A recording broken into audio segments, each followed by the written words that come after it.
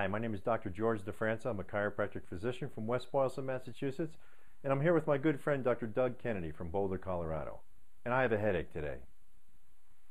Actually, I don't have a headache, but headaches are the worst, and I can't stand them when they're in my patients or my family. So what I want to show you today are excuse me, two very easy techniques to help release tension in some very important structures that commonly cause pain production in and about the neck and the head. One muscle called the upper fiber of the trapezius is actually a portion of a larger part of the muscle, but the upper fibers of the trapezius muscle go from the point of the shoulder up to the back of the head. And in about the middle part of these fibers, very commonly is a site called the trigger point, which drives pain up either the side of the neck, around the ear, like a backward question mark, and into the temple. And this is a common cause of headaches that are called tension headaches or stress headaches, especially from poor posturing, because typically when we're sitting in our culture today at a car or at a dinner table or in a movie theater or especially a computer, is we're slumped. And when we slump like this, our head goes forward, and this is the same posture as if I hold my head stable and I just straighten up my lower back. This is the same posture as if I walked around all day with my head like this. And who wouldn't get a headache in this position? So when we slump, you have to know that you're loading the upper part of your neck and even the lower neck with a lot of tension. So you have to sit up straight and keep the chin upright and in as far as posturing, which we'll get to in another video.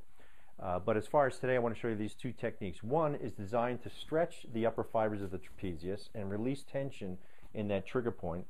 And the other is to release tension in these small muscles and joints of the upper cervical spine.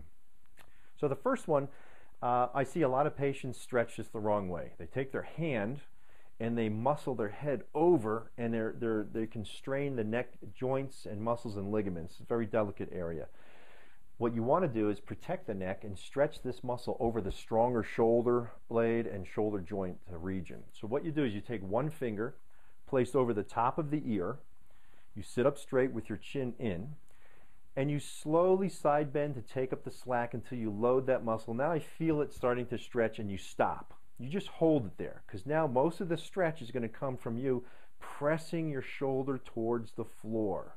And it feels wonderful. And you hold it there for about 6 to 8 seconds. You don't want to go crazy and really push down on it. Just enough to get a release of tension. And after a few seconds, you let go. And now we're going to turn our head away.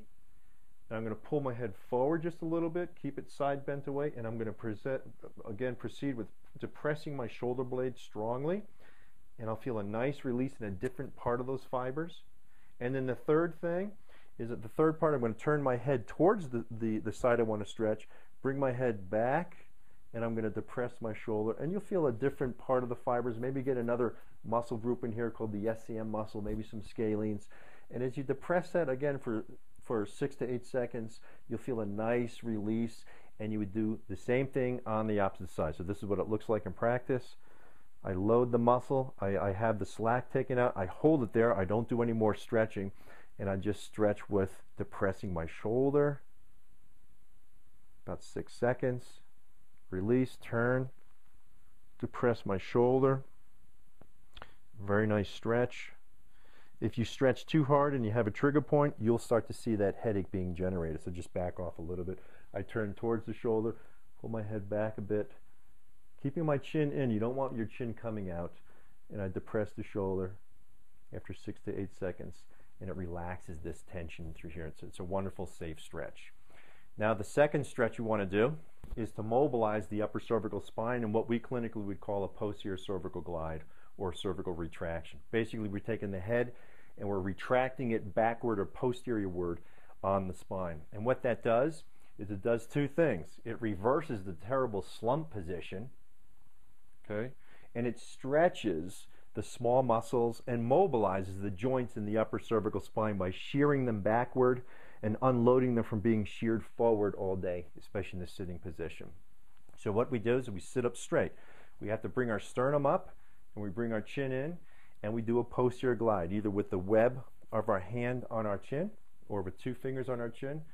We first of all get that movement. A lot of people, when they have stiff, tight necks, they don't have this movement.